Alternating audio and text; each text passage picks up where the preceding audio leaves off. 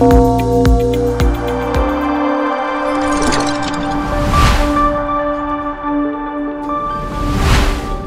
Business today रे आजिर मुख्य खबर। सिंगल विंडोरे 3878 कोटीर प्रकल्प मंजूर।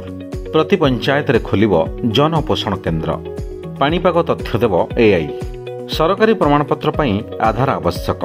भुवनेश्वर विमान बंदर रे पारालाल टैक्सी ट्रैक। राज्यर 11 जिले में 3878 कोटीर 17टी प्रकल्प को राज्य सरकार मंजूर प्रदान करिसेंती। एहा द्वारा 10,584 नियुक्ति सुजोग सृष्टि हेब। बयन और टेक्निकल टेक्सटाइल क्षेत्र को 2टी बड़ प्रकल्प आसीछि। खोर्धारे 885 कोटी निवेश रे एमएस इंडिया क्लथिंग यार प्रोसेसिंग मिल स्थापन करिवो। राज्य जोगाण विभाग पक्षर उपभोक्ता मानक रिहाती दर रे चाउल, अटा, चीनी, लुण और डाली जोगाई दियाजिवो। एथिपई प्रति पंचायत रे जनपोषण केन्द्र खोलिबाको निष्पत्ति नैछंती राज्य सरकार। पायलट प्रकल्प भावे 5 केन्द्र खोलिबाको योजना होईछि बोली खाद्य जोगाण मंत्री कृष्ण पात्रଙ୍କ सूचना। राज्य रे एणिकी पाणीपाग संपर्क रे पूर्वानुमान करिवो एआई। एहा द्वारा सूचना शीघ्र मिलिबा सहित चाषी माने उपकृत हेबे। आसंता 2 ରୁ 3 दिन मध्यरे राज्य रे मौसुम वायु सक्रिय हेबो बोली सूचना देले आईएमडी महानिर्देशक मृत्युंजय महापात्र।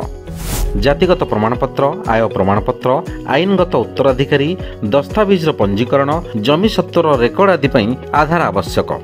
आवेदन को जांच करने पई आधार व्यवहार करा जियो बोली राजस्व और विपर्यय परिचालन विभाग पक्षरु कहा जायछि। ओडिशा कंप्यूटर एप्लिकेशन सेंटर बा ओकाट और नेशनल इन्फॉर्मेटिक्स सेंटर बा एनआईसी र मिलित सहयोग रे एही व्यवस्था कार्यकारी करा जिवो।